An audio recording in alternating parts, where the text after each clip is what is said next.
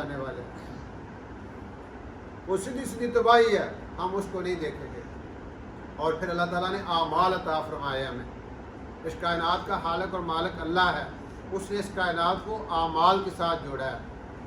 دنیا کے اندر جتنا فساد ہوتا ہے، ظاہر الفساد فی البر والبحر بما کسبت ایدی الناس، خشکی اور تری میں جتنا فساد ہے انسانوں کے اپنے ہاتھوں کی کمائی ہے۔ اب حالات دنیا کے اندر آتے ہیں اعمال کی وجہ سے۔ اگر ہمارے اوپر کوئی مصیبت آتی ہے، پریشانی آ جاتی ہے، جیسے آج کل یہ اسلامی صورتحال بنی ہوئی ہے، تو یہ ہمارے اعمال کی وجہ سے ہے۔ حالات اللہ کی طرف سے آتے ہیں، اعمال کی وجہ سے آتے ہیں۔ اب اگر یہ حال آ گیا ہے تو کوئی ہم یہ نہ سمجھیں کہ یہ ان پہ آیا ہے، ہمارے پہ نہیں آیا، ہم سارے ایک ہیں۔ اب جیسے جسم ہے نا، جسم حدیث میں کیا تھا، مسلمان جسم کی مانند ہے، چبھے کانٹا جو کابل میں تو ہندوستان کا ہر پیر و جوان پریشان ہو جائے۔ اقبال کہتا ہے جسم ہے، اب جسم میں کہیں کوئی مسئلہ بنتا ہے، کہیں پہ پھوڑا نکل آتا ہے، مسئلہ کہیں ہوتا ہے، پھوڑا کہیں نکلتا ہے۔ یہ پوری امت ایک ہے۔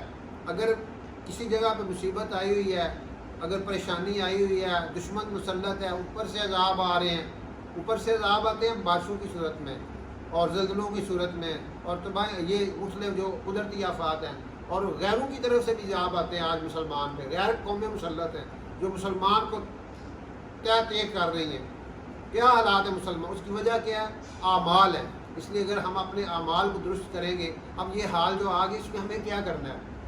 سب سے پہلے انبیاء پہ حالات آئے، پریشانی آئی، یونس علیہ السلام پہ مچھلی کے پیٹ میں چلے گئے تو کیا فرمایا؟ لا الہ الا انت سبحانک انی کنت من الظالمین۔ آپ نے صلی اللہ علیہ وسلم کے بارے میں آتا ہے کہ جب آپ پہ کوئی مشکل وقت آتا، آپ نماز کی طرف متوجہ ہوتے، استغفار کرتے۔ حضرت عمر رضی اللہ تعالیٰ عنہ کے زمانے میں جب کوئی ایسا قید کی صورتحال ہوتی، آپ روتے تھے اللہ کے سامنے راتوں کو، اور نماز استسقاء پڑھتے تھے، اور وہ حال ختم ہو جاتا تھا۔ اب ہمارے اوپر یہ جو حالات آگے ہوئے ہیں، امت پریشان ہے، کہیں پہ بارشیں ہو رہی ہیں، کہیں پہ زلزلے آ رہے ہیں، کہیں پہ غیر ہمارے اوپر مسلط ہیں، اس کے حال کیا ہے کہ ہم اللہ کی طرف رجوع کریں، ہم نماز کی طرف متوجہ ہوں، ذکر کی طرف متوجہ ہوں، استغفار کثرت سے کریں، اور گھروں میں ذکر والا ماحول ہو، تلاوت والا ماحول ہو، مسجدوں میں اعمال والا ماحول ہو، وہ اعمال زندہ کریں جو مسجد نبوی شریف میں ہوتے تھے۔